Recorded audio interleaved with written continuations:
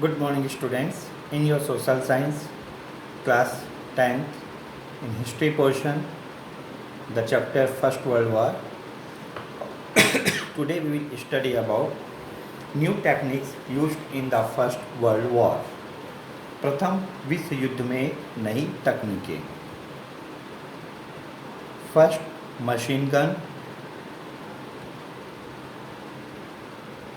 Soldiers in the network of trenches usually used machine guns. ट्रेंचों के जाल के पीछे आमतौर पर मशीन गनों का उपयोग किया जाता था. Soldiers in the network, network यानी जाल. Soldiers in the network of trenches usually used machine guns, यानी ट्रेंचों के जाल के पीछे आमतौर पर मशीन गनों का उपयोग किया जाता था. This was the first time that such guns were used in a war. इनका उपयोग पहली बार इसी युद्ध में किया गया. They could fire hundreds of rounds पर मिनट. एक मशीन गन के माध्यम से प्रति मिनट सैकड़ों गोलियां दागी जा सकती थी. Their killing power was many times more than that of a rifle that had to be reloaded after every shot. Rifle जिसे एक बार गोली चलाने के बाद दोबारा गोली भरना पड़ता था की तुलना में मशीन गन की मारक क्षमता करीबन 100 गुना बढ़ गई. कैनन्स. कैनन्स यानी तोप. Here you can see the first tank. ये टैंक का है. कैनन्स यानी तोप. These were used on a large scale in the war. Large scale यानी भारी मात्रा में. इस युद्ध में भारी मात्रा में तोपों का उपयोग किया गया. The heavy cannons could fire 50 to 60 rounds पर मिनट. सबसे भारी तोपों से 50 to 60 गोले प्रति मिनट दागे जा सकते थे. With their ability to fire rounds continuously on a target at a specified distance, they were a successful answer to the obstacle created by trenches. इसका मतलब निश्चित दूरी पर लगातार मार करने वाली तोपें ट्रेंचों से हो रहे गतिरोध को तोड़ने में सक्षम थी. They could destroy the trenches along with the enemy soldiers, their weapons and other equipment. तोपों से प्रतिद्वंद्वी सैनिकों यानी एनिमी सोल्जर्स, उनके हथियारों, उपकरणों, वेपन्स एंड इक्विपमेंट और ट्रेंचों को एक साथ नुकसान पहुंचाया जा सकता था. Tank. Here you can see the first tank. In 1899, Britain developed an armored car with bulletproof plating that was equipped with a machine gun. In 1899, सन 1899 में ब्रिटेन में मशीन गन एवं बुलेट प्रूफ स्टील के आवरण से ढके युद्धक motor car. युद्धक motor car का मतलब आर्मर्ड कार है ना, इसको बोलते हैं. आर्मर्ड कार का विकास हुआ. Its tyres were then replaced with a chain track that enabled the vehicle to navigate through mud and undulating terrain. देखिए, मड यानी कीचड़ और अनड्यूलेटिंग टेरेन. अनड्यूलेटिंग टेरेन यानी उबड़ खाबड़ खाइयाँ या रास्ता. उबड़ खाबड़ खाइयाँ, अनड्यूलेटिंग टेरेन. इसका मतलब है कि पहियों की जगह इसमें चैन ट्रैक लगाकर इसे कीचड़ और उबड़ खाबड़ खाइयों पर भी चलने लायक बनाया गया था. In this way the tank was develop. इस तरह टैंक का आविष्कार हुआ. सबमरीन, सबमरीन का मतलब पनडुब्बी। Germany developed the U boat यानी submarine. Germany developed the U boat submarine that could navigate below the water surface and bomb enemy ships. Germany ने समुद्र तल के नीचे छुपकर चलने वाली और विरोधी जहाज़ों पर गोले दागने वाली यू बोट सबमरीन यानी पनडुब्बी का निर्माण किया। Here you can see a German submarine यानी यू बोट।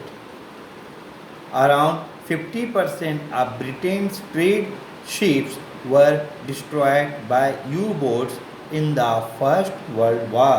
प्रथम विश्व युद्ध के दौरान ब्रिटेन के 50% व्यापारिक जहाज यानी कि trade ships German U boat के द्वारा नष्ट किए गए।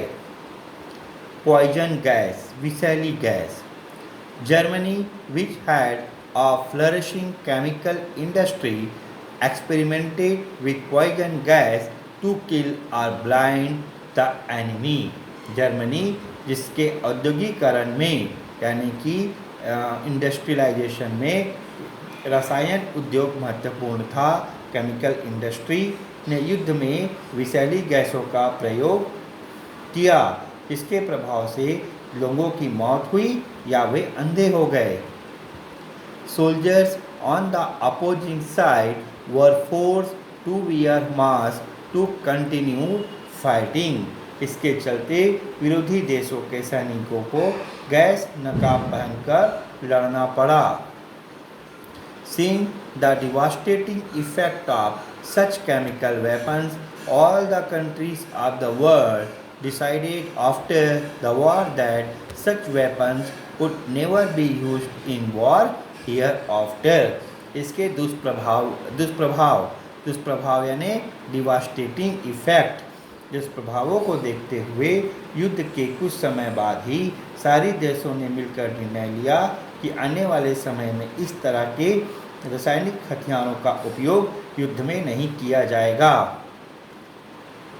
This agreement is called the Geneva Convention, which also specified several other important rules of warfare that were universally accepted। इसे जेनेवा कन्वेंशन कहते हैं, जिसमें युद्ध लड़ने के नियमों को लेकर कई महत्वपूर्ण नियम स्वीकृत किए गए।